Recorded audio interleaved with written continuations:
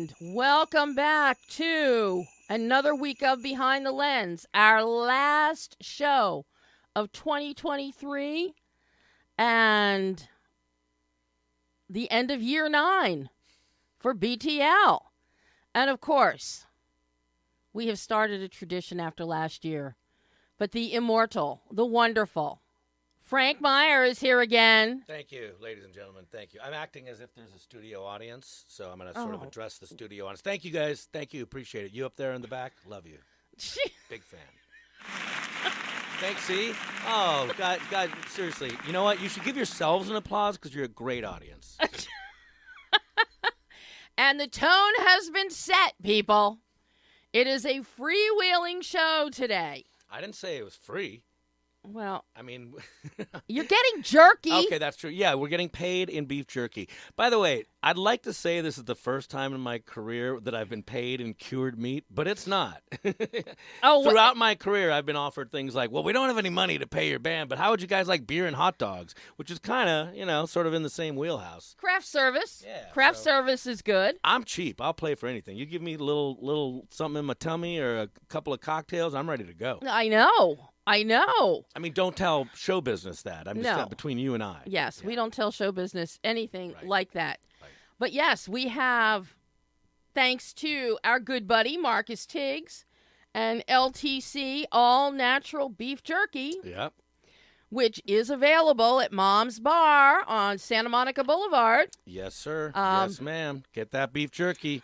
I call Marcus sir because he's a military man. Yes, he is. And so I treat him with respect. But I'd like to point out that I knew him for at least 6 months before I knew he was in the military. And I'm sure I did not treat him with respect during that time. But then once I learned, I switched to sir, and I addressed him with the utmost respect. I've known Marcus for about 30 years. Really? Yes. Interesting. Yes. You got some stories then. I got stories. Interesting. I have lots of stories. I'd like to find out some of those stories. But there's a reason that people... So I can trade them for more cured meat. There are people that, there's a reason that I've known them for 30 years. Because I keep their stories. Ah, interesting. I wait till people are dead. But... Well, that sounded cryptic when you put it like that. I amass this information, and then I wait for people to die so that I control the information. No. No. I mean, this year has... That sounded super villainy. No, it's not. It's not villainy. It's not villainy. Because there are many, many people, one of whom your publicist, Karen Oberman. Sure. Karen has even said, she goes, if you ever wrote a book, she goes, it would be so incredible. She goes, but I also know you will never do that because you respect the talent and the people that you know and you've built friendships with in the business. You can't go digging all the dirt on especially your colleagues and I mean, I understand it when people, I'm not saying it's okay, but I understand it when it's like, someone's writing their tell-all book, especially if maybe they're looking for a boost in their career, and they're like, okay, finally, I'm going to go tell my old war stories. Like, I kind of get that context, but I feel like people have said that to me, too, where they're like, oh, man, you've got so many great stories, you should write a book. And I'm like, well, first off, I've written a bunch of books, but about other subjects, not myself. And I feel like as an artist, I'm putting it out there in the music. So for me to write, like, a book, it just doesn't make sense. It's like, I'm not going to dish a bunch of dirt, in which case there's half the fun of reading a book, that kind of book. And also, the reality is no one wants to hear a tell-all book from someone that's not famous. You know what I mean? And don't get me wrong, I'm a musician, I'm a director, but like the reality is when people buy those celebrity books, it's from like iconic people. Like, oh my God, my favorite TV star is finally going to, tell me all that stuff. And if they're buying them not from the famous people that wrote them, they're buying them for wanting salacious exactly tales. And which again I go like, hey, if you're Steven Tyler and you're finally gonna like write your tell-all book, like, yeah, of course people want salacious tales and you've got them and you've just got to walk that line of how much you're gonna tell versus keep your mouth shut.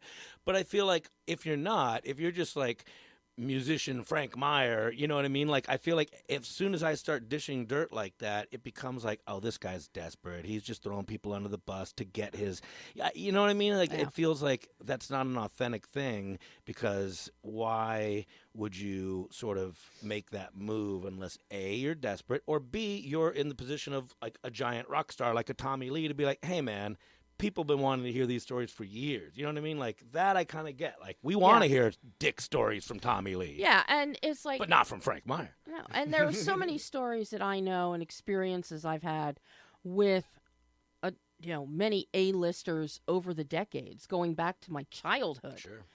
To even when I was 4 or 5 years old. And, they're not for sale. They're not for public consumption. Right. They're mine. Well, it's like, people these days go to events, and rather than enjoying and taking in the event, they hold up their phone and film the event and sort of put that artificial lens between their brain and their experience and their eyeballs and what they're seeing. And now they're seeing this big thing in front of them, this real life thing, through this tiny lens that they're used to looking at everything.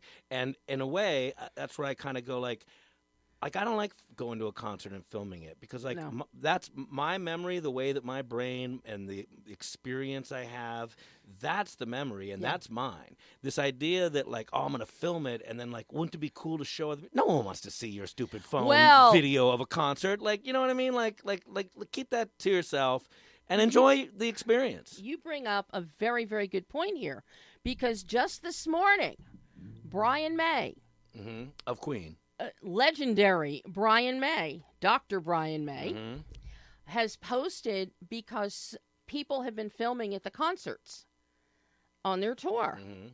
And they've been posting snippets of video and all. Sony Music Licensing has asserted copyright infringement against all of these people. Oh, the fan videos. The fan videos, and want them all taken down. Well, I don't know if I agree with that. But. Well, this is just it. Brian is like, he said, point blank, I have taken down all that I have posted. Because when he gets videos, like when he sees them, he reposts them for the fans. Right, sure. And he's lovely about that. But he said, I have my team looking into this now. I'm very disappointed by this. So, meaning the label did it without asking his permission, and now he's kind of telling the fans, like, hey, it's ain't me trying to, like, take down your videos. No, they're going after. Yeah, and I don't think there's anything. By the way, when I'm not someone, we all take selfies and we all, document our life through social media. That's just the way life is. But I'm just saying, like, I personally am not someone that sits there and films a concert or a play or something. I'd rather just enjoy the experience. That being said, I think everyone should have the right to do that, and especially when you're filming from a fan point of view. Like, yeah, okay, you're posting a video of Queen doing We Will Rock You, and that's a copywritten song. On the other hand, the whole reason why those things are copywritten is to protect the artist and protect who's playing someone's terrible sounding, crappy iPhone version with static and distortion and the person next to them yelling and eating. Like, it's fine. Post that. No one cares about the audio infringement copyrights. I am a songwriter, and I can tell you there's a million videos people have taken of me and my band's playing, and like, that's not copyright infringement. That's what you want fans to be so enthusiastic. If you take away the fans' ability to react naturally to your music, enjoy it the way they want, obviously without hurting anyone or breaking laws, but like, you're literally telling people how they're allowed to enjoy your art, and after they paid the ticket price. So you're charging them to walk in the door, you're charging them for the music, you're making money on the back end of that through your publishing already and licensing, all these other ways that those songs make money. Yep. And now, after you've charged them, well, maybe now they're announcing it so you know before, they're telling you how you're allowed to listen to the music and how you're allowed to distribute your memories of the music.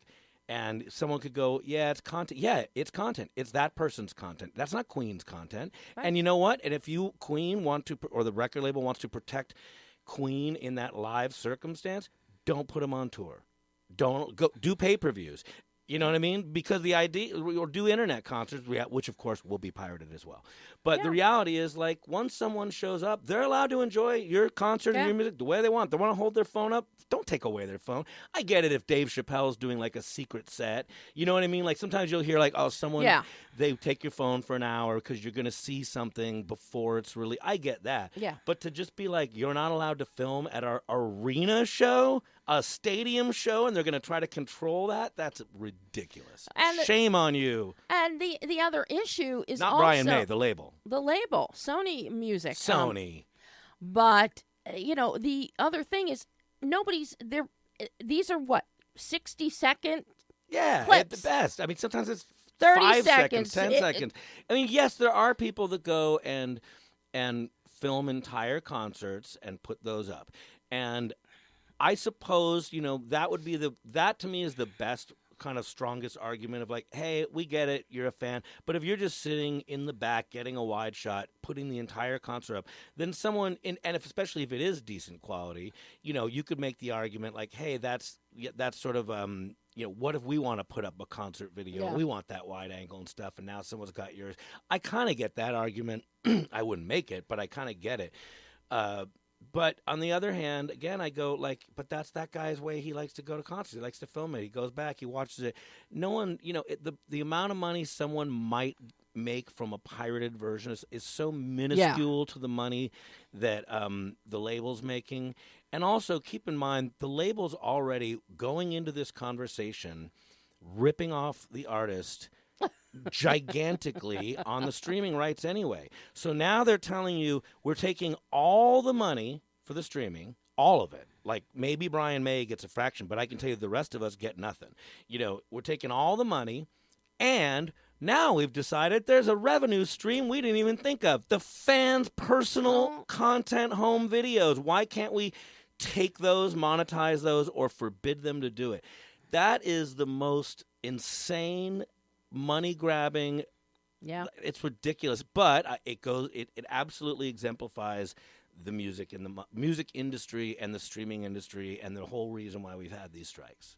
Well, and if they want to have a chokehold on it and they want to control it, you do what used to be done back in the 50s, the 60s, the 70s, smartphones. No cameras. You could not bring cameras in.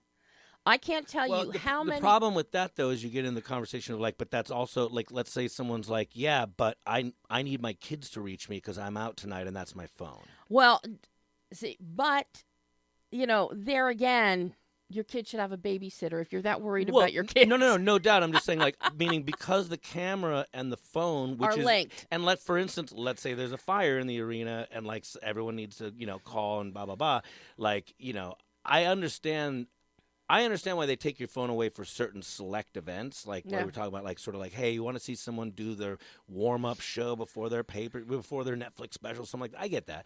Or if I one time saw Van Halen with David Lee Roth do a rehearsal at the Forum, and they only let 200 people in, and I don't think they took. I think they either took our phones, or they had us put them in bags and put them, like maybe we still had them, but it was definitely like if you pulled out your phone, it was small enough, everyone would see and they'd throw you out. And like no one wanted to get thrown out of this, so no one took pictures that I'm aware of. I get that, but like Queen's an arena band. Yeah. It's like telling people you can't whip out your phone at the football game. I mean, literally, it's the equivalent. It is. You know what I mean?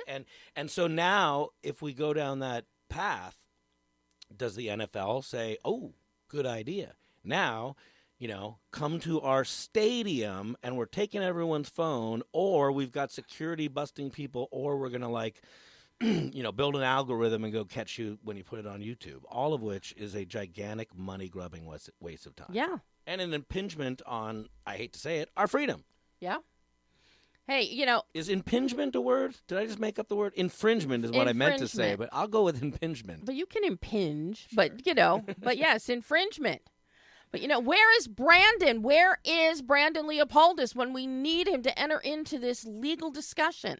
I don't know. Brandon's probably doing, Mr. Sports and Entertainment lawyer, my lawyer, Brandon is very, very good. But yeah, this is the kind of conversation that he likes to get into. It's politics, you know. It's politics. It's our version of politics. Yes. It's the showbiz version of politics. But, you know, we must. You have not even taken your all-natural beef jerky here. I will take my all-natural beef jerky. I'm not, this time, unlike the last time when I immediately ate it on air, I'm going to be singing, so I'm going to wait till after I sing. After you sing. Yeah, it's probably not a good idea to eat cured peppered meats right before you're going to try to, you know, hit a high A. Really? Yeah, that's what I've learned. I've learned throughout my career, not so much in this setting acoustically, but if I am doing an electric set, especially if I'm doing, you know, a set with the Streetwalking Cheetahs or Trading Aces, you know, my rock bands where we play longer sets and lots of high energy, I can't eat for about 5 hours before I play. And if I do, I'll vomit it up on stage. And that's happened so many times that in the Streetwalking Cheetahs, they don't even bat it. Like, they just roll their eyes like, really? Again? Like, it's not. It's literally become part of the act. Don't get me wrong. It's a reluctant. I never want it to be part of the act. I go way out of my way to time this whole thing so it's not part of the act. On the other hand, it's a punk rock band, so if you're gonna throw up, you got to make a show out of it and make it part of the act. And so I've had to do that enough times that, like, it's a thing. There is no vomiting allowed on BTL. Well, no, there wouldn't be because it's acoustic, and I'm not eating the beef jerky. Although, again, not because it's not delicious. I want to eat it. I'll eat it as soon as I'm done. But I also have respect for your stage. And do you want to hear a funny story about vomiting on stage? Of course we do. I've actually, believe it or not, I have a few. Why does that not surprise me? But this one was funny and not just sad. We were playing the Viper Room. Streetwalking Cheetahs playing the Viper Room, and Viper Room is a nice club. It gets kind of a dive bar like vibe, or it gets the reputation of being a dive bar, but it's really not. It's a nice club. And so we're playing, and before we played, I hadn't eaten all day, and which, like I said, is generally a good thing. But this was like I hadn't eaten since noon, and it's 10 o'clock, and I'm really hungry. But at this point, once I hit past 5 p.m., I can't eat. So now it's like 9:30. We're edging towards us playing. I'm like, oh, my God, I'm like about to pass out. I'm so hungry and about to go do a really physical show. I got to do something. So at the Viper Room, they have you wait out on Sunset, essentially, with your gear so they can open that side door. You know, right before you go in, you pile in. There's a liquor store there. And I decide I'm just going to get some Gatorade because, you know, just a little shot of electrolytes, a little sugar. There's nothing in there that's going to be dangerous. It's not any actual food, you know, so that'd be fine, right? No, it wasn't. I slugged down the whole green Gatorade fast, and then they're like, you're on. And the door goes open, and we load up our stuff, and the whole set went fine until the last song, which part of our gig is I get real physical. I jump in the audience. So I jump in the audience, and I start running around with my guitar, and all of a sudden I realize, it's coming up. And so I decide to dart back on stage, and kind of as I'm going up the steps, I just sort of quickly threw up kind of in the shadows of the side of the steps. And I'm pretty sure no one even noticed it. Like, it was just like, boom, I'm running up there. And so now I'm back up on stage. I've gotten it out of my system. I've thrown up in a fairly subtle manner, and I don't even know that anyone caught it. Certainly my band was unaware. I get back on the mic, under the spotlight, and I realize I'm not done. And so I turn to the guitar player, who does not sing lead vocals in this band, and I go, you got to sing for a minute. And he goes like, what? And I just turn around, and I can't go back off the stage. So now I'm just kind of thinking, and honestly, like if I was in my 20s, I would have just vomited straight up in front of the crowd. But that's somewhat charming in a punk rock way when you're in your 20s. I'm 52 years old.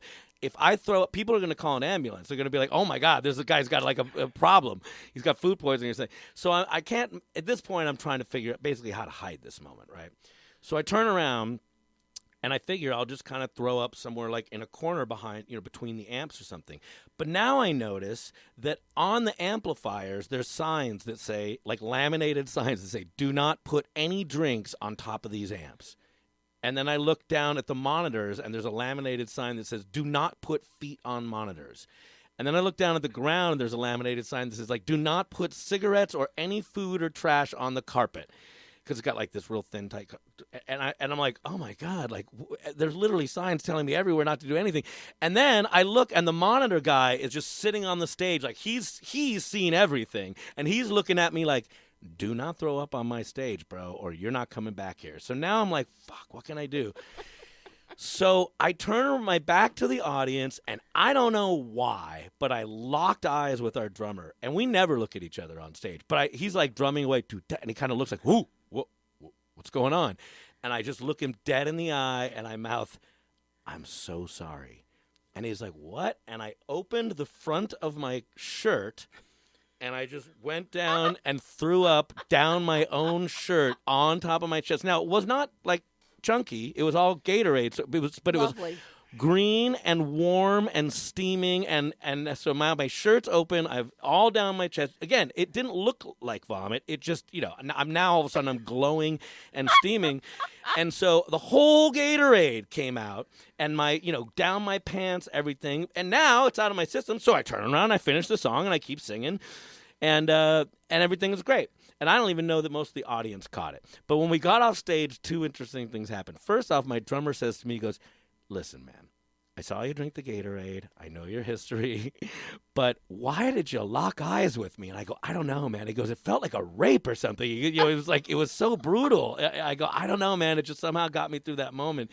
And then the other funny thing is I'm kind of like, all right, shoot, Cherie Curry from the Runaways we were playing with. I'm like, Cherie's on in a minute. I got to hang out. I'm going to change into my street clothes. And I realized I forgot my street clothes. And so now the whole rest of the night, I'm in my Gatorade vomit outfit for like 3 more hours. It was terrible.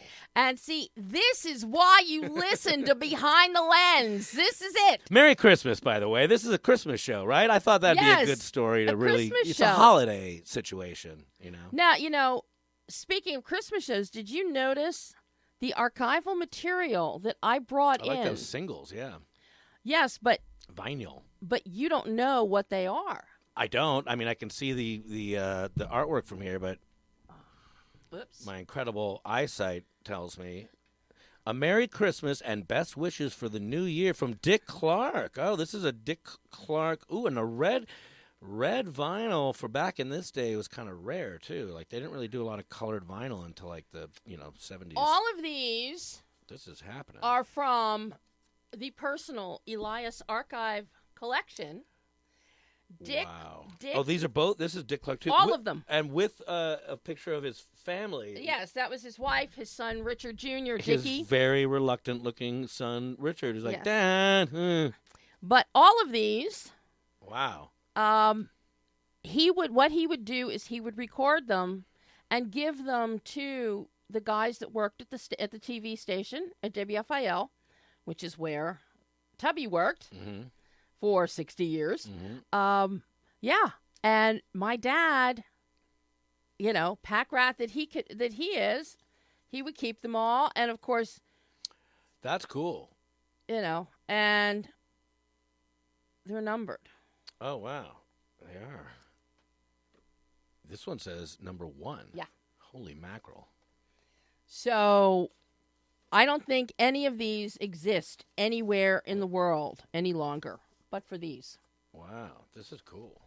But all of them, we go through. Well, vinyl is back. We go through people different love lives. People love the vinyl. I'll tell you this: when I go on tour, vinyl outsells everything at the merch booth everywhere. Yep. It sells better than CDs. It's like vinyl and then T-shirts and then hats and then CDs. This is a second. This is a cool. number 2. Nice. Yeah. So I thought, it's the Christmas show. That's cool. Yeah. But he always did up, fancy covers with signatures, and one of them is actually... I do that for my crew and friends. I make a personalized vinyl 7-inch. I've been doing it for years, inspired by Dick. Yes, but no. Actually, I think these are acetate, not vinyl. Really? Yeah. These are acetate, not vinyl. But I have a single by a comedian named Neil Hamburger, and it's a tribute to Princess Diana.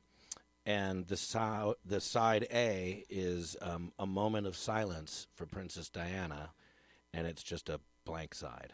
Oh, wow. It's great. I mean, it's a very that's it's like an Andy Kaufman style joke. Like, I'm gonna release a single with no music on it, but I dug it.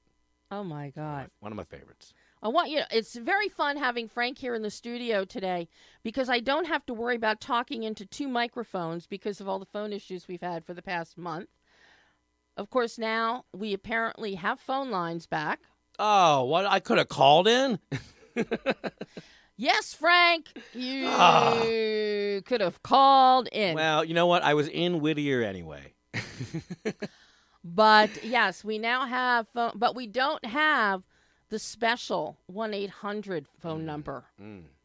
So wait, what you're saying is all my fans have no way to call in right now and treasure this moment and share it with us. Well, let's see. I don't know the number offhand. Oh, no, don't worry. It's fine. I can look because Nick sent it to me. But yes, it'll be nice when we get the 1-800-405-NICK. There you go. That's what the number is. 1-800. That really is the number? 1-800-405-6425. NICK. Yeah. That is one letter away from being a porno number. Don't even go there. Don't even go there. But yeah, that's been Nick's number for the station, for the on-air lines for years. Wow. For years. Man, I want like 1-800-FRANK. Or 1-800-55-FRANK. I should get that line happening. You should do that. Hey, welcome to Frankly Speaking. You can call up 1-800-55-FRANK. And we'll be back with another episode of Being Frank. Oh, my God. And, of course, I also, in honor of the 35th anniversary of Die Hard, I brought in my 25th anniversary collection of Die Hard because Die Hard is a Christmas movie. Absolutely. And not just because it takes place during Christmas, but also Christmas works its way into the plot. There are action sequences involving Christmas trees. And my shirt was clean. There you go. For those of you on Facebook that saw my crisis post the other day, I thought I was having a crisis, that I might actually have to do laundry because I could not find my Hans Gruber Falling from Nakatomi Plaza shirt. And lo and behold, crisis averted. I found it. It was under my Kylo Ren shirt. Always. Everything's always Kylo Ren, always hiding something. I'll tell you. Secrets, shirts. But the crisis would have been if I had to do laundry. Right. Why is that a crisis? You don't like doing laundry? I mean, not like anyone likes doing laundry. If I had a washer and dryer in my unit, in my condo unit, that would be one thing. Right. Otherwise, I have to use the washers and dryers in one of the laundry rooms within the complex. Right. And that's fine, except every time I go over there, they're in use. Yeah. Which is why sometimes it takes 6 months before I do laundry again. There you go. Okay. Now I get it. Now you get it. I get it. And I've had that situation. I lived in an apartment where we had like a common laundry room. Yeah. I mean, I would love to be able to have a washer dryer installed in my unit, but my configuration in my unit, and this is something that other homeowners in the complex, they don't seem to understand sometimes when you tell them, no, you can't do it, because you have to tie the washer into existing lines in the bathroom. You've got to tie the drain into existing lines in the bathroom. Right. You can't tie it in the kitchen. Right. You got to do it in the bathroom. And some of the configurations, there's nowhere to put the washer and dryer, and the dryer's got to be ventless. So it's, and that's another reason why I'm not always fond of my condo complex. Not always. Funny. Especially as chair of the architecture committee. I know. But, it's Christmas, so we should get Christmassy here. We should be in a Christmas mood. How can we be in a Christmas mood, Frank? Well, I mean, we could have a reindeer brought over to the studio, certainly. There's chestnuts. If we could find an open fire, we could roast them. Take over a building or save a building from being taken over by terrorists. That's always a surefire way to celebrate Christmas. Or I've got a guitar here and I could sing some songs. I mean, what have you. Well, I think that is the perfect thing to do. I mean, it's not like Bruce Willis level entertaining, but it's pretty entertaining. Oh, no, trust me, Frank. You are very entertaining. I usually hear people say that, but I always think, I go, you're being sarcastic. No, I'm serious. You are entertaining. I'm not saying how, but you are entertaining. I'm not saying whether we're laughing with you or at you, but hey. So I'm going to just give a little sound check here. Just, hello. That work? All right, good. See, you have a professional operation here. I've done a lot of podcasts, not always so professional. Except when the phone system doesn't work. Well, but that's not on you. That's not your fault. And that has been resolved. We'll find out. Right. So, believe it or not, even though my career is kind of based in hard rock and heavy metal and punk rock, I've written a fair share of Christmas songs over the years because some of my bands have done, been on holiday records or done holiday singles and stuff. And so this one I'll play you is the one that I played on the show a year ago. It's called Christmas Time Again. And originally it was done as a duet between me and a phenomenal vocalist named Lisa Kekalua, who is in a band called the Bell Rays. And she and I sang this together as a duet, and it's like a fun little country song. I'm just going to do it on my own here because I don't have the fabulous Lisa here next to me. But check out the Bell Rays, incredible band.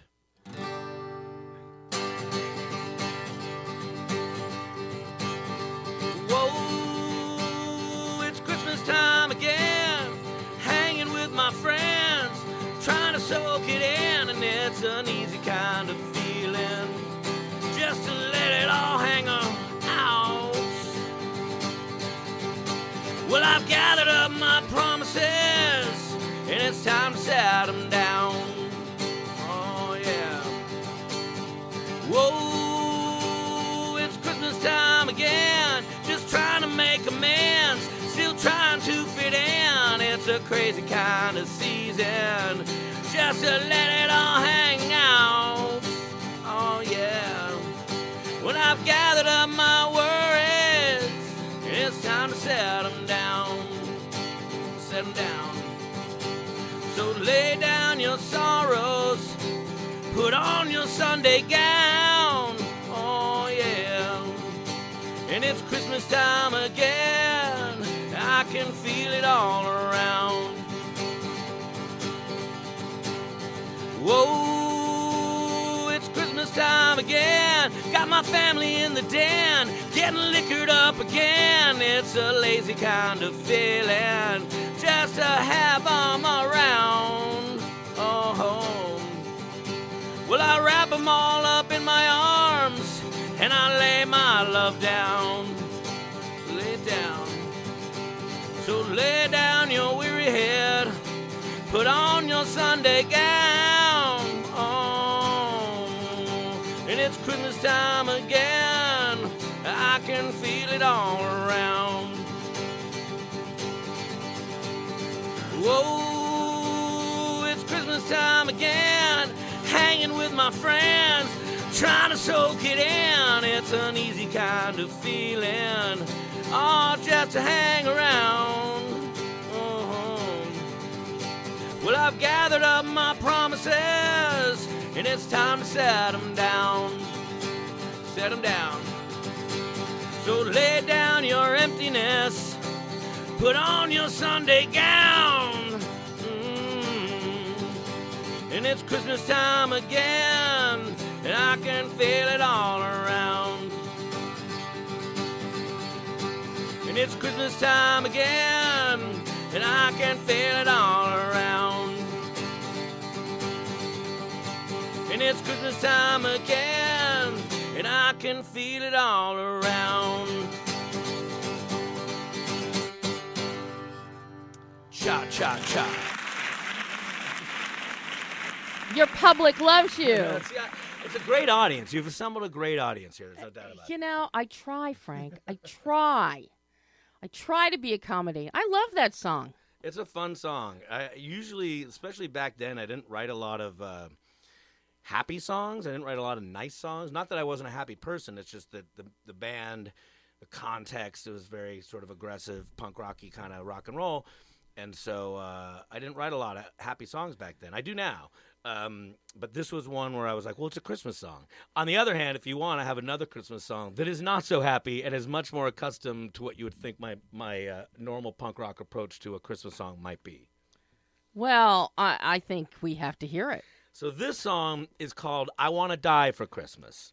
And the idea was, hey, kid, what do you want for Christmas? Well, around the time I wrote this song, I wasn't feeling so good about myself. So, and it was very tongue-in-cheek, as you'll see. It's by no means a hardcore sentiment. And this will serve as a perfect lead-in to talking about some of our favorite Christmas horror movies. Perfect. I like that. Here we go. So this song's called I Want to Die for Christmas. This one is not a country song, nor was written to be played acoustically, but we're just going to make it happen. Okay.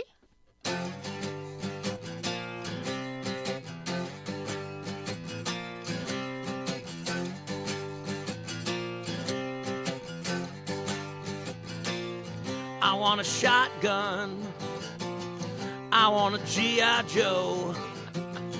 I want a time bomb. I want to get real low. I want to live my life like a suicide. I want to burn tonight like a human fire. I want to set this whole damn town alight. Want to burn this city down tonight. I want to die. I want to die. I want to die for. I want to die for Christmas. All right. See, it's just a happy little ditty,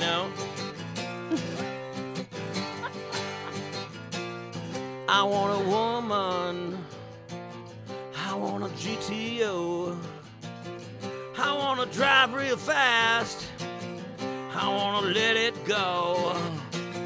I want to live my life like there's no tomorrow. Beg and steal and lie and borrow. Take everything that I used to hate and serve it up, baby, on a silver plate. I wanna die. I wanna die. I wanna die for Christmas. Oh yeah. For Christmas.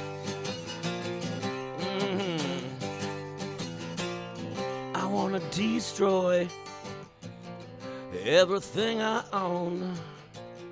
I want a decoy and a perfect clone.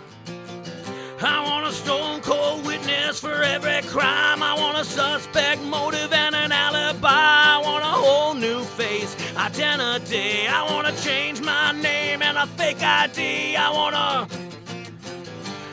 to die. I want to die. I want to die for.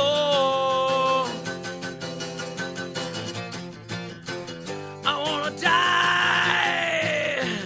I want to die.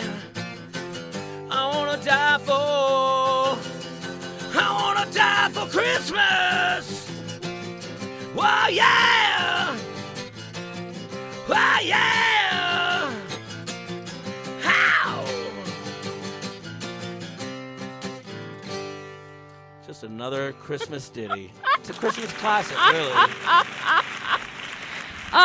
Now, that is going to stick in my head for the rest of the day.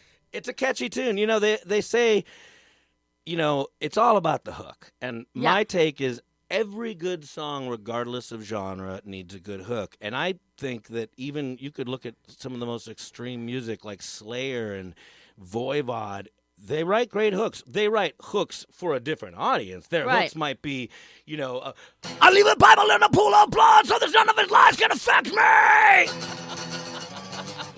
But that's a hook. I leave the Bible in a pool of blood so that none of its lies can affect me, and then boom, back into the. That's a hit song. That's a great hook. It's a hook for a certain audience. Because if not, people get that's not the right hook for all audiences. Yeah, but it's a hook. Yeah, Kerry King knows how to write a hook. Wow. Yep.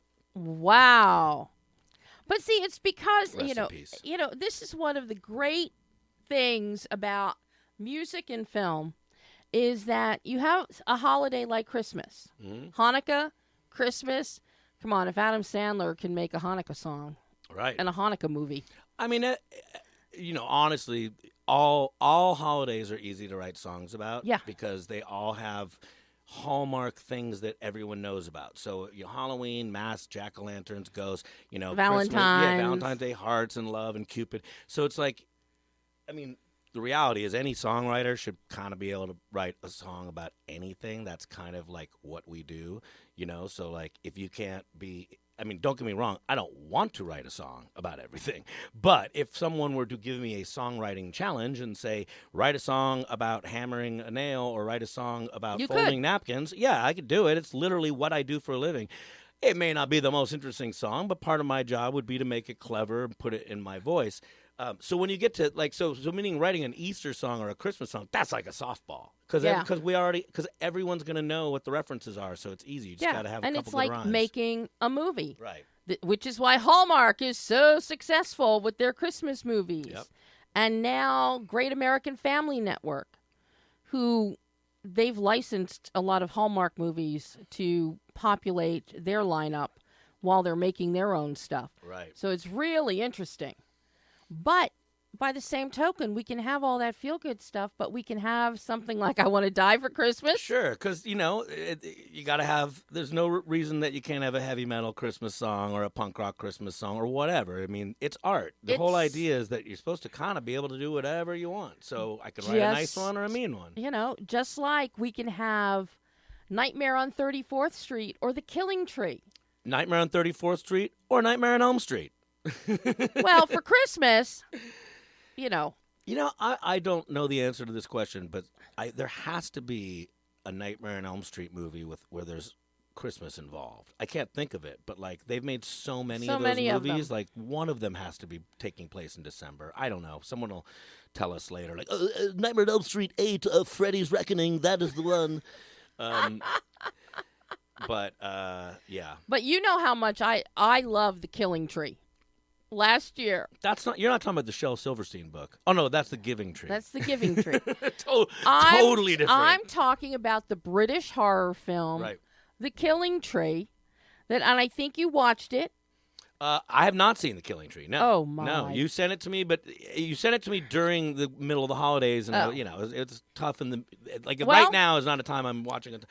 Although, and also my wife doesn't like horror movies as much as I do, but she has asked me she's like, this week we should watch a bunch of Christmas movies. Maybe I could just slip that one in. I think you should. But, you should also be slipping in there Die Hard.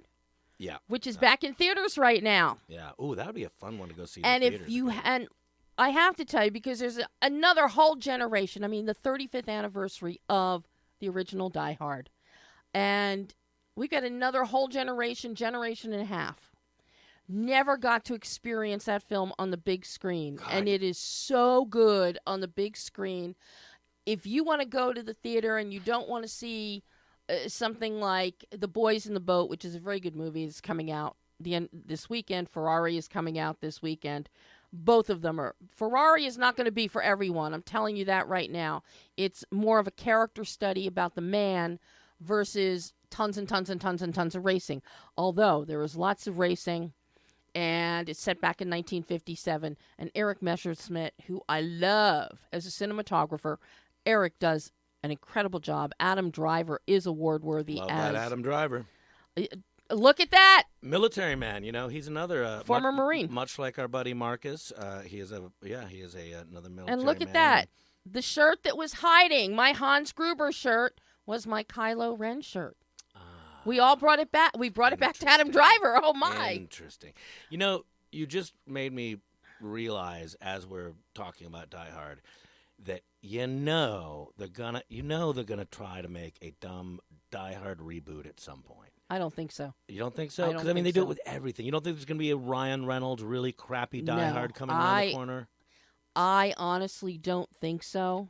I hope they don't, because there's some movies that just are great and don't need to be remade, and then also are beloved and therefore get shown over and over again. Yeah. Like, no, we all see Die Hard. No one, like my daughter knows Die Hard. We don't need a remake. The classic is great. The classic, there's a reason it's a classic. And unlike some movies that don't age, like some classics can be classics, but maybe don't quite age as well. But like Die Hard ages perfectly. It's a great movie in that. It's timeless. It's not. It's also not. It's not dependent on being like in the '90s or not the '90s. Back then, like there's a lot of movies you watch now and you go, if this person had a cell phone, this movie wouldn't exist. But even in that movie, the way they take everyone's phones right at the beginning, so like, you know what I mean? Like all the technology stuff, the computers, like you can't. There's no argument in that movie where you could go, well, what's kind of bullshit. No, that movie totally works and it's hilarious and it's killer action. And obviously the Christmas spirit is throughout. Oh, yeah, from beginning to end. Yeah. I mean, that movie is dependent upon Christmas. Yeah. That's the only reason for John McClane to be in the Nakatomi Plaza. Yeah, I'm with you. Another movie that people don't always consider a Christmas movie, but I think it is Lethal Weapon. Absolutely. Another movie that people don't know about for the most part, but I call a Christmas movie, is my favorite B movie, Trancers, starring the great Tim Thomerson and Helen Hunt.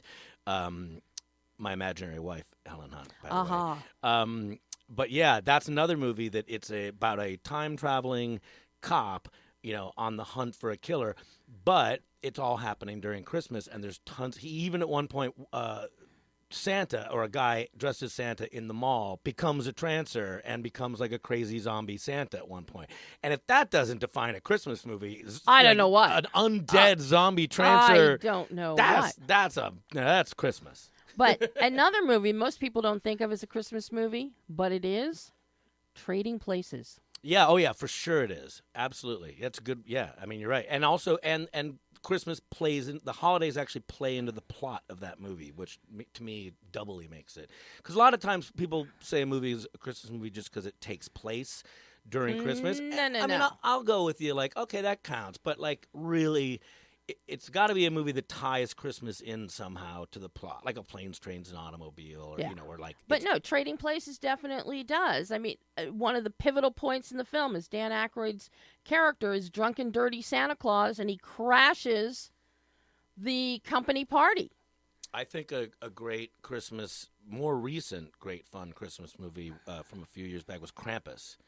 I thought that movie was. I saw it when it came out. I took my daughter to it, probably when she was too young, and loved it. But then at the time, I didn't really. When I watched it, I didn't know who Adam Scott was. Like, there's a lot of people in that movie. Toni Collette, isn't she in it? I think Toni Collette's in it. Like, there's a lot of famous people that at the time I just like, oh yeah, they're actors I sort of recognize. Now they're like these iconic actors who've done such a great body of work that I'm familiar with. So when I watched it again recently, I was like, oh. It takes on a whole new level of entertainment watching it now, knowing like, oh, it's Adam Scott, it's Toni Collette, like these are all. It's now, have you seen Anna and the Apocalypse? A musical zombie with movie? What's her name? A musical zombie movie at Christmas shot in London. Shot is that in Britain. the one with Lupita, or is that another musical zombie movie I'm thinking of? That's something else. That's another one. This one is great. Right. It's great. No, that one's not a musical. It's like a she's trying to like save these kids from zombie, but it has this very sort of Wonka-y vibe. But yeah, I know the one. Yeah. I don't know. I don't think I've actually ever seen Anna and the Apocalypse. I love Anna and the Apocalypse. It is so much fun. Everybody's turning into zombies at Christmas. There you go. There's a great movie. Well, Violent Night last year was a fun one. I really liked that a lot. And this year we have Silent Night. Yeah, and well, not Christmas, but holiday theme was Thanksgiving, Eli Roth Thanksgiving, which I liked a lot. I have not seen the new John Woo movie. Silent Night? I've heard mixed reviews. I love John Woo in his day, but I don't know. I wouldn't pay full price to see it. I actually had to pay money to go see that one. Okay. And I would only see it at the senior rate. Okay. Afternoon senior price. Gotcha. So it's a matinee price at best. And I thought that was too much. Right.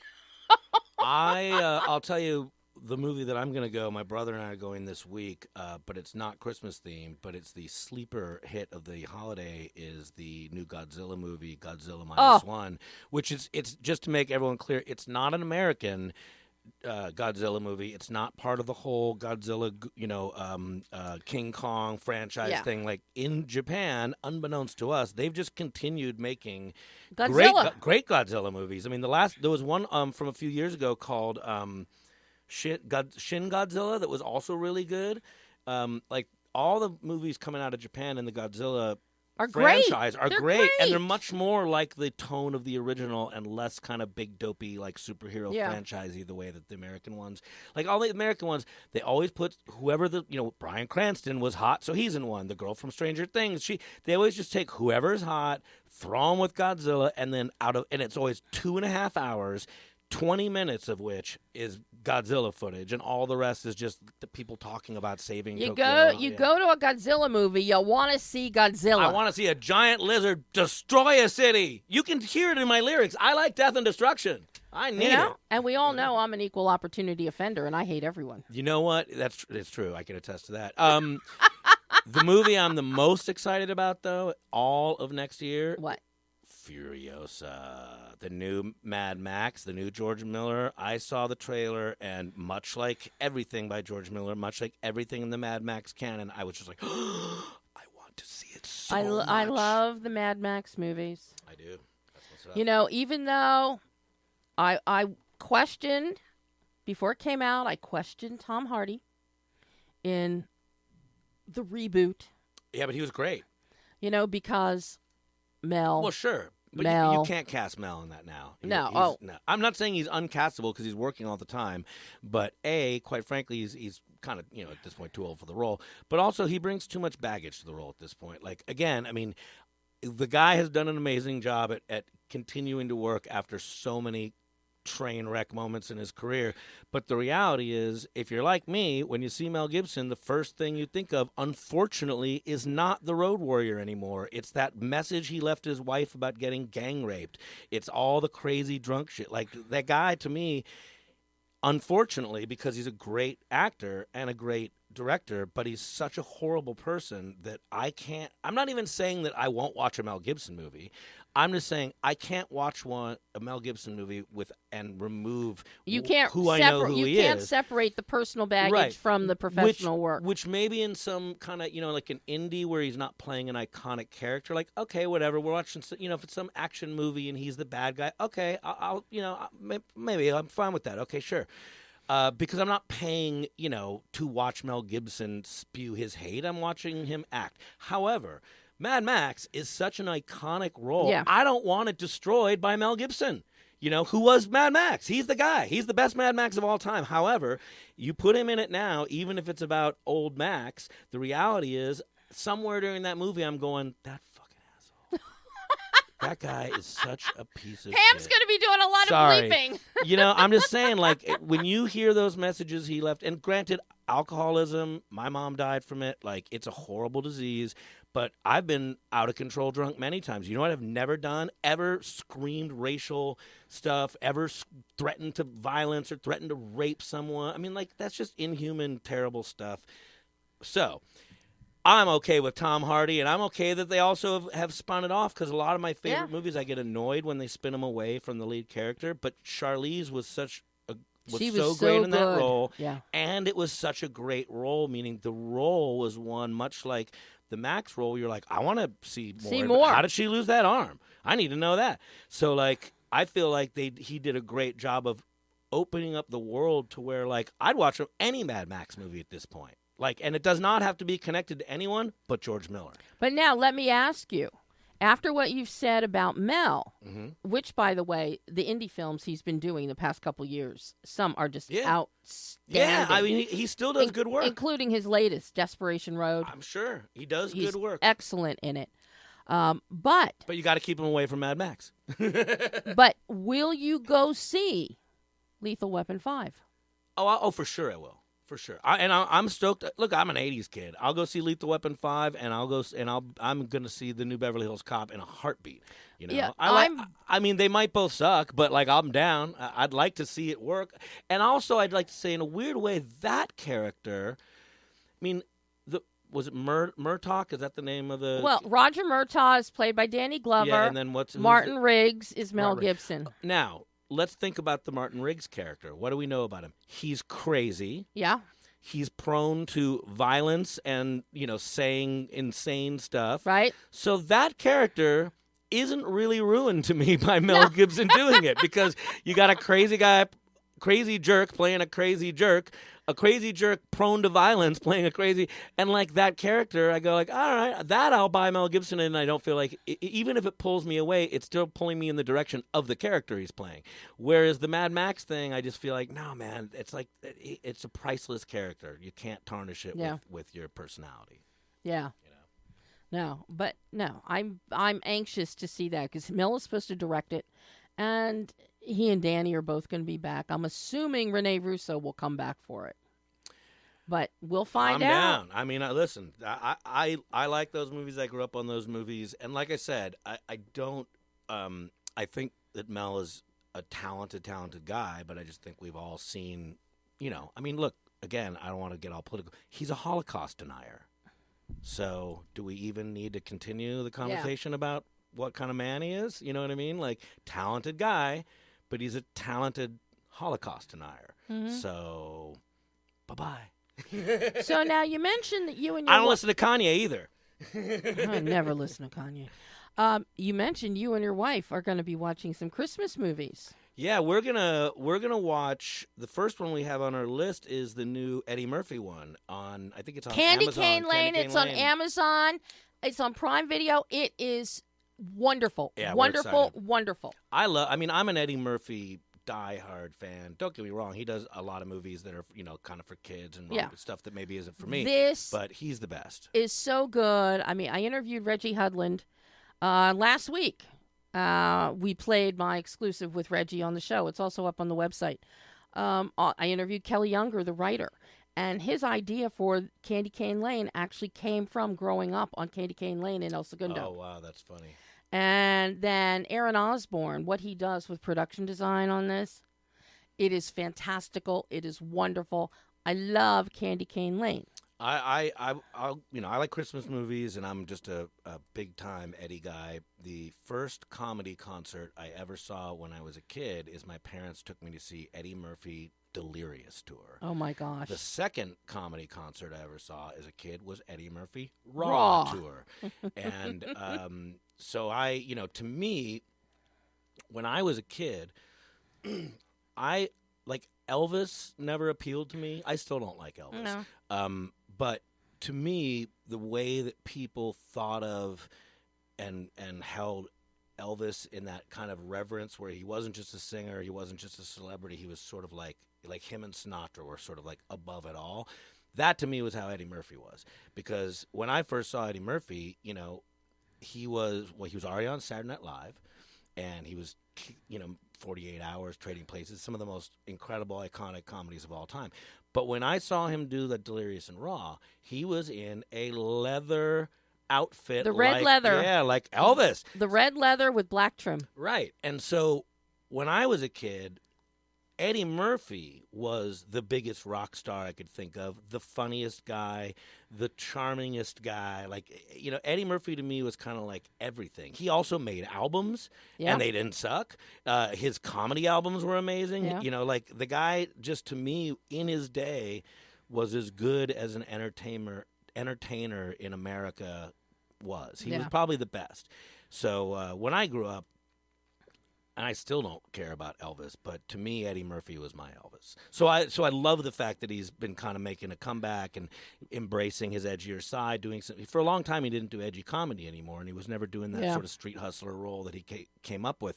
But, lately he's been making sequels to some of his movies. He did the Dolomite movie, which was amazing. That was great. And it was just, really Eddie being Eddie, but Eddie being, Rudy Ray Moore.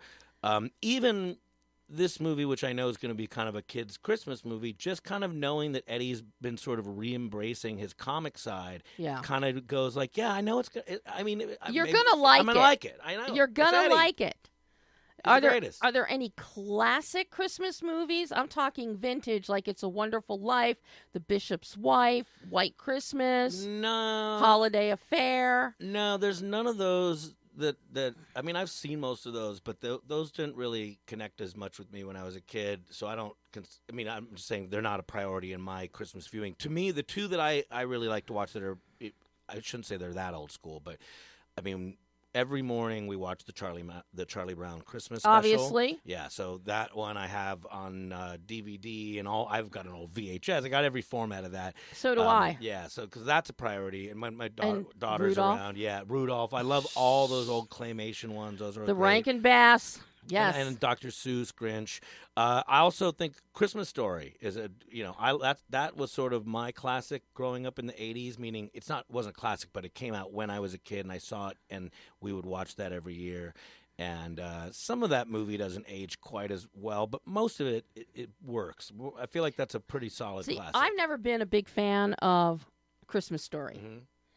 Mm-hmm. I still remember in the 60s, when my mother, before she decided to do nothing in the house, and she was decorating our rec room and trying to hang tinsel from corners of the ceiling and yelling at four of us, or three of us. Well, yelling at family, that's a Christmas I know. tradition. And really. But White Christmas was on TV. I'm a big White Christmas fan, more so than Holiday Inn. I love White Christmas. Always will. That's one of my favorite. But then I like the more obscure ones like Holiday Affair with Janet Leigh. It's so charming. And, Christmas in Connecticut is a big one with Barbara Stanwyck. Okay. Now, that was remade as a telemovie a few years ago with Arnold. With Arnold? And it's funny. Really? It's funny. People they really don't get how funny Arnold Schwarzenegger can be. You think Kindergarten Cop and, of course, Jingle All the Way. Yeah, Twins, too. I mean, Twins. Incredible. He is very good with comedy. And even in his new series, that we just had season 1, and it's been picked up for season 2, Fubar, which is wonderful. But so let's see. We're already running late, of course. I don't like it when the phones weren't working properly. I couldn't run late. Now we can run late because you have another. I know. He's eyeing the beef jerky. I know. I'm just going, that beef jerky's looking real good. This one I'm going to do. Is this your bottle slide one you're going to do? So I'm going to take 2 seconds to tune up, but it will only take 2 seconds. And I'll explain why, too, but hold on. Frank likes to explain, and I'm glad he explains. I always learn something when I listen to Frank. I'm not saying if I learn something good or something bad. So, in order to play slide guitar, you sometimes tune in what they call an open tuning. So essentially the whole guitar is tuned to an open E chord, and then sometimes you'll see someone put like a capo on, and that's so they could maybe take that open tuning, and if you slapped it on the 3rd fret, you'd be in G or A. If you moved it up to the 5th fret, whatever. But a lot of guys can play slide without doing that tuning. I'm just not one of them. Okay. But I did learn, I think I told you this story the other day, and I won't retell it right now, but I learned how to play slide guitar from this guy named JJ, who is the guitar player of Chucky Weiss and the Goddamn Liars. Yes, Chucky Weiss was, from Chucky's in Love by Ricky Lee Jones. Yeah. And so this guy taught me how to play slide, and that's what I'm going to do for you right now. Now, are we in tune? Let's see. Close enough. That'll do it. So, we were talking about Christmas movies. Yeah. Unlikely Christmas movies. And I mentioned the movie Trancers. Oh, my God. He wrote a song, including Trancers. The star of Trancers is actor Tim Thomerson. But the character he plays is Jack Death. And Jack Death is a future cop who goes back into the 80s to hunt this killer who's turning people into trancers, which essentially are sort of like zombies under his control. And so Jack Death, Tim Thomerson, teams up with Helen Hunt, and they go looking for this character, Martin Whistler, to go stop him. It's a great movie, and it all takes place during Christmas. It's directed by Charles Band, the great B-movie icon, Charles Band. This one, the original, was for his studio, Empire International Pictures, who was one of my favorite studios ever. But then, of course, he went and formed Full Moon Pictures, Puppet Master, and those franchises. And then they made a bunch of Trancers sequels, over at Full Moon, none of which are quite as good as the original, but all real fun. But this song is called Jack Death, and it's based on the character, from the franchise, but this one's really focused on that first movie. See how this goes. This is also one, I've never played this on Slide before, but it just occurred to me that it would sound cool, so let's see what happens. You can be the judge as to whether I'm right or not. Okay, so pay attention, Pam.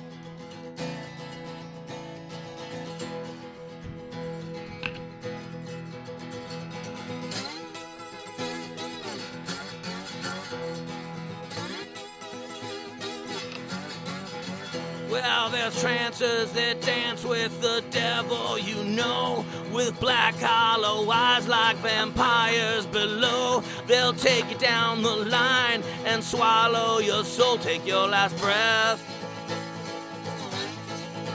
Jack Death.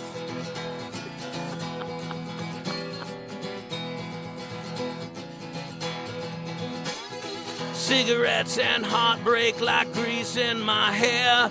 Bloodstains on trench coats and cold dagger stares. Time warps and mind warps and assassins' despair. Don't second guess. Jack Death. Take your last breath. Jack Death.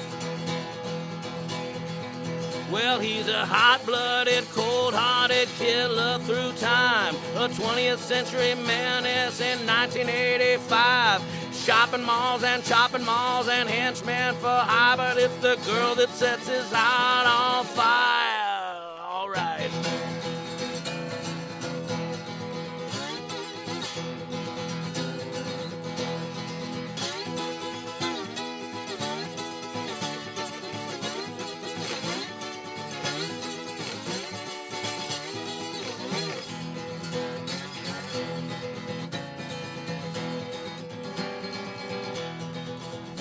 You can take your Han Solos, Rick Deckard, and Dr. Jones. I just need me some Tim Thomerson and a bottle of Patron. 'Cause I drink like a tornado, and baby, then I'm gone, so raise your glass. Jack Death. With bated breath.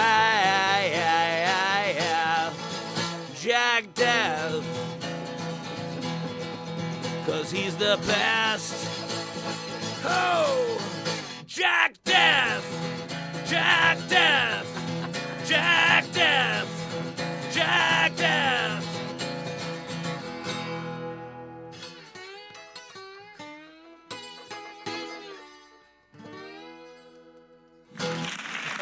Thank you so much. I love the bottle slide. Yeah, the bottle slide. Actually, it actually is the top of a bottle. I had this made. I had a bottle cut and made, and then make sure it's smoothed out so it doesn't cut my fingers every time I play, which, as you know, that's another part of my act is getting cut up and bleeding. So that wouldn't be a problem, but you don't want to bleed around the fingers. It's the one area that doesn't quite work for the showmanship part of it, because then you can't play. But now, while you're perusing for Christmas holiday movies, this week, next week, while you're on Prime Video watching Candy Cane Lane, also look for Holiday Twist, Neil McDonough. You know who Neil McDonough is. Yep. Did you know that Neil McDonough started his acting career in comedy? I did not know that. He used to do sitcoms, Murphy Brown, tons. When he started acting, it was in comedy. And then he became the villain. An imposing military character. Still one of my favorite villains on Yellowstone, everybody. You know I had to get a Yellowstone comment in for the end of the year. Playing Malcolm Beck. With a great death scene at the hands of John Dutton. But he is in his very first Christmas movie of his career. Okay. Holiday Twist. Okay.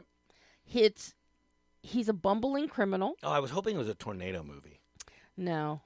It's a Christmas movie. Okay. First time, writer-director Stephanie Garvin. It is so much fun. It's got Christmas messaging, and anybody that knows anything about Neil McDonough, he is very, very open about talking about his faith and his practices and how that has affected his work over the years and what he takes, what he doesn't take, how he approaches things. And he started his own production company now. And he's wants to do more comedy. He wants to start bringing that back into his performances and the roles he takes. And with his own company, he can do that. But Holiday Twist, it's a lot of fun. Okay. It's very sweet. I'll check it out. And also, and I think it's also Prime, How the Gringo Saved Christmas. How the Gringo Saved Christmas. All right. With Emily Tosta, Jack Kilmer, son of Val. Okay. George Lopez, and this lovely Latina girl.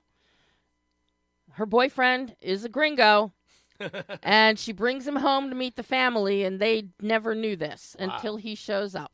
I like it. So, and you've got George Lopez, who is a master of comedy. Great. Yeah, he's great. So that's another fun one that's new.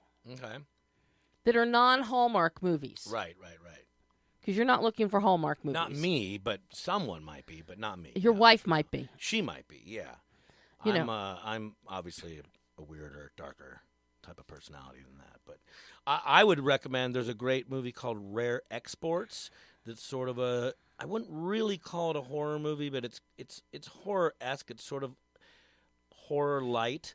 And it's not British. I think it might be Finnish.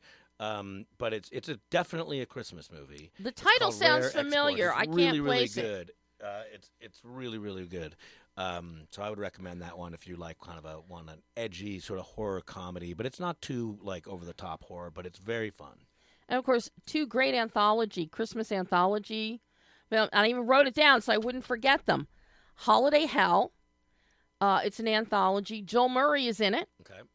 He plays a Santa character, and then the Christmas Tapes anthology, which is really cool, with Vernon Wells as Santa. Speaking of Road Warrior, Vernon Wells Road Warrior, right? Absolutely. Yeah.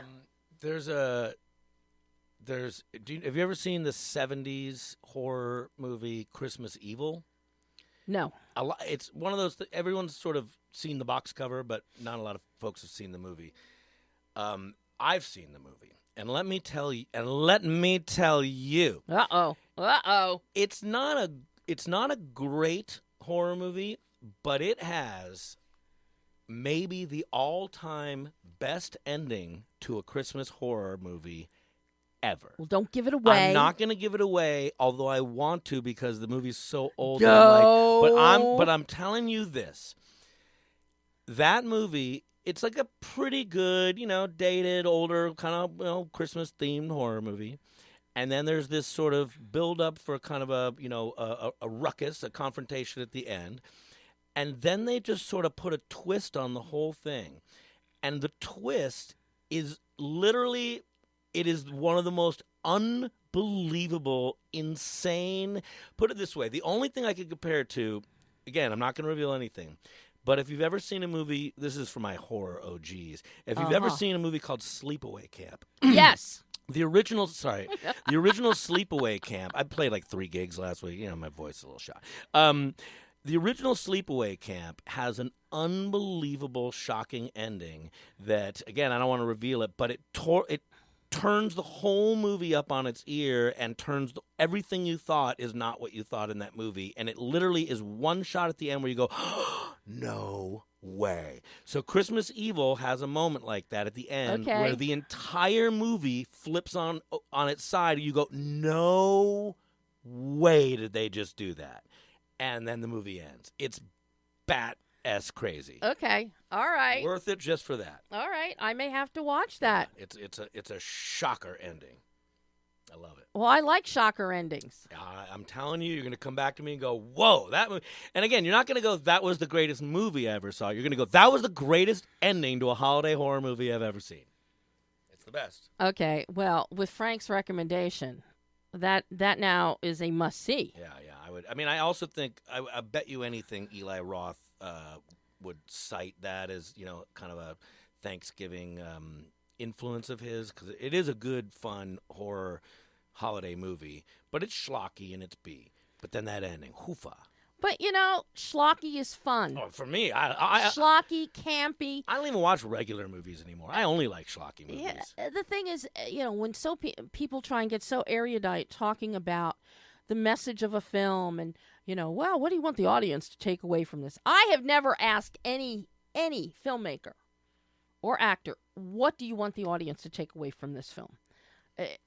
Everybody's going to take away what they want to take away. And plus, the answer is and should be the same, which is I want them to be entertained. That is my point. Right. You know my philosophy on that. And a sad movie can be I mean, of course, a sad movie is entertaining. A dramatic movie. Entertaining doesn't always mean bring a smile to your face. Yeah. Entertaining means that when you're watching that 90-minute piece of art, you forget about the rest of the world and you're just enjoying being in that moment and letting that storyteller into their world. Something, as profound as Schindler's List. Yep. Or Toxic Avenger. I say this all the time about music. There's room for Frank Zappa right next to Kiss. Meaning Kiss writes dumbbell, sex and, 3-chord kind of, la da da, up, lick it, just like kind of football anthems. It's not smart man's music, but it's incredibly great and it serves its purpose. That's why you can also have a Frank Zappa or a Emerson, Lake and Palmer or any of this sort of more complicated. And by the way, Frank Zappa wrote a lot of fun, dumb songs too on purpose. But, meaning you can have the smart stuff and you can have the dumb stuff. And you can also, as an audience member, enjoy both and not feel weird about it. And you can it's all entertainment. You can enjoy Barry Manilow, which, by the way, find if you did not see the Barry Manilow Christmas special on NBC last Monday night. It is a phenomenal show. It's his Christmas show that he does at the Westgate, but it's compacted for the television special where he mixes Christmas songs with his hits, and which, by the way, you mentioned Elvis earlier. Do you know that Barry Manilow took away the record from Elvis for the most single performances ever in Vegas by an artist? I bet Elvis was pissed. I bet he was. Do you know something I just learned actually is Pee Wee Herman's or the estate of Pee Wee Herman's, the official Pee Wee Herman YouTube channel just I think yesterday posted a restored his 1988 Pee-wee's Playhouse Christmas special, which wasn't a regular episode, and I don't think is included in the box set because it was an hour-long episode. I think it's remained unreleased all these years besides pirated copies, but they cleaned it up, restored it, and launched it this week, which I've got that on my list to watch because I'm a big Pee-wee fan. And for something really fun and insane to watch, it is it's either make the holiday gay, have a gay holiday, the Paul Lynde Christmas special. It is a spoof on the 1970s variety shows. Oh, that's cool. Paul Lynde, Michael, is it Michael When was this made? This is brand new. This is brand new. And Paul Lynde's in it? No. Oh, I was going to say, what? It's a whole spoof. What? Michael Aikman, Aikman, I can't remember Michael's last name. I'm interviewing him tomorrow morning at 8 o'clock. But he plays Paul Lynde, and he is spot on. Wow, that's cool. Bunny Lake is, some drag queens are in it, very well-known ones. It is hilarious. Paul Lynde is in the, there's a great special. It's the Brady Bunch. I'm trying to think. He's in two. There's one that's the Brady Bunch and the Croft Superstars did there's a Brady Bunch special at the Hollywood Bowl, but the Sid and Marty Krofft produced it, so a bunch of the Krofft people are in it. I'm pretty sure that Paul Lynde makes an appearance. But there's also I think it's a Paul Lynde and Sid and Marty Krofft Halloween special that Kiss is on. So meaning if you go to YouTube and look up Paul Lynde and Kiss, there's a Paul Lynde and Kiss TV special, and it's quite good. Oh, my God. I'm a big Kiss guy. So. I am trying to just find the actual name, the correct name of this, because it's just, and why we have no anything. Let's see. I'm trying to find this, because it's written by Bruce Valanche, who I'm interviewing on Wednesday. Wow. And he is so funny. And, okay, the internet is not working. The iconic Bruce Valanche. Yes.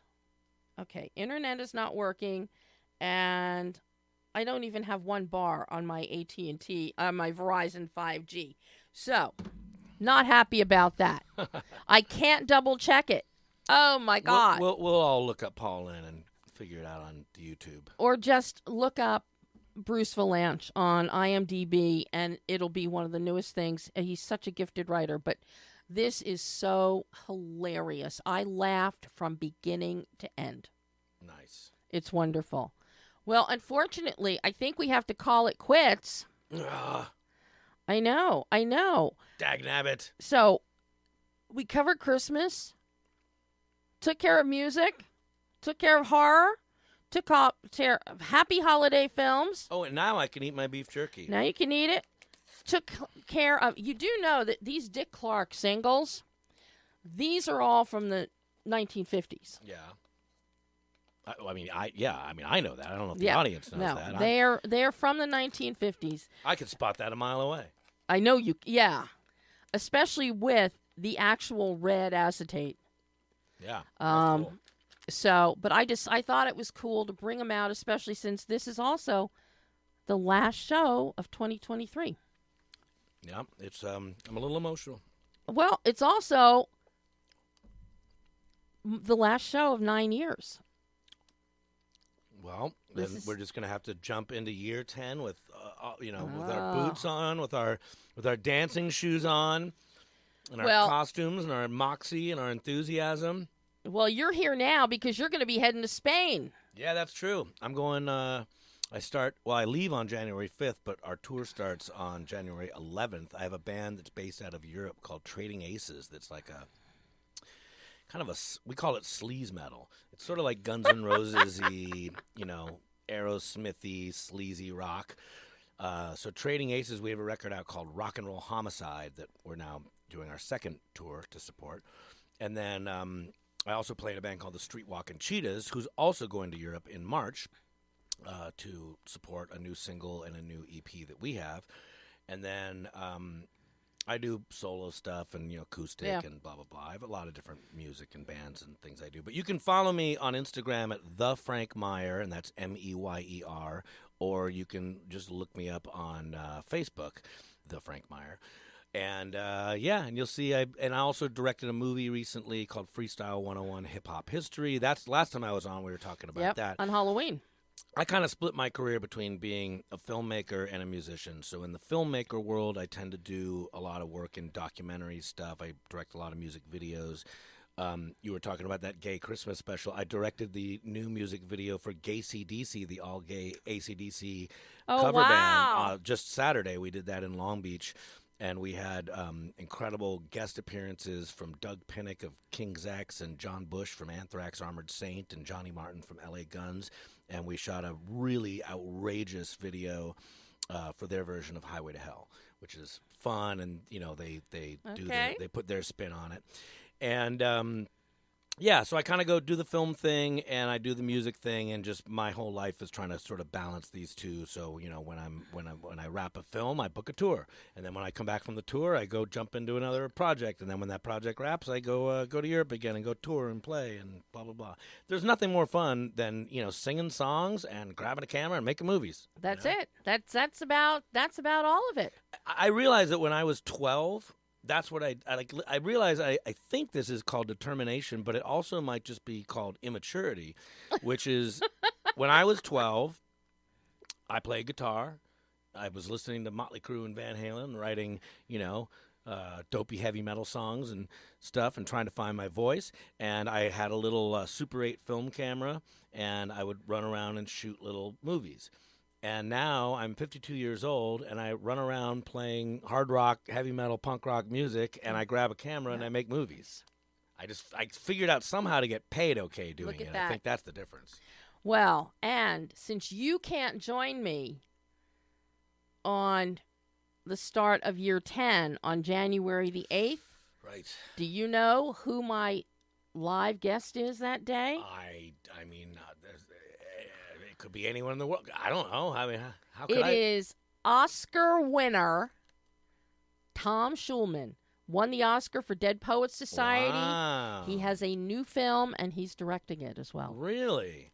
Interesting. So, I'll allow it. You'll allow that? Yeah, I mean, now that you've run my replacement by me, you have my approval. And I don't know if you were seeking it, but you have it. I was seeking it. Yeah, I was seeking it, Frank. Well, put it this way. If you hadn't said Oscar winner, I would have had this guy tossed. But Okay. you said Oscar winner, and that works for me because I feel like that puts him at the level that I'm at. Okay. You know, not that I'm an Oscar winner, but I've done some pretty incredible things. Yes. So since you can't be with me to kick off year 10, Tom Schulman will. Okay. Do you want me to pre-screen him? Like, you want to get him on the horn with me for a pre-interview just to make sure that he's worthy of you? Because I've been on the show 3 times now. I feel like I know the tone here, so I could get on with him and kind of walk him through it. And then if I feel like he's not really up to the task or up to my level of entertainment, if I consider myself let's just say a 10 out of 10 on your show, then I got to make sure he's at least in a 7-8 bracket because, you know what I mean? You can't have now that I've set the bar, you can't have any of this riffraff come in and do non-stellar content. Frank, you have set a bar that nobody is ever going to come close to. So take that, Oscar winner. That's right. You have set the bar. So, unfortunately, we must bid adieu to 2023 and to year 9 of Behind Lines. I can't believe I survived 9 years already doing this show. And I'll be back. Frank will be joining us in between tours next year. Sure. Of course he will. He has to regale us with how many times he threw up on stage in Spain. Yep. So you can count on that's the Frank Meyer promise. So for 2023 and year 9, that's a wrap. I'm Debbie Elias. This is Frank Meyer, and this is Behind the Lens.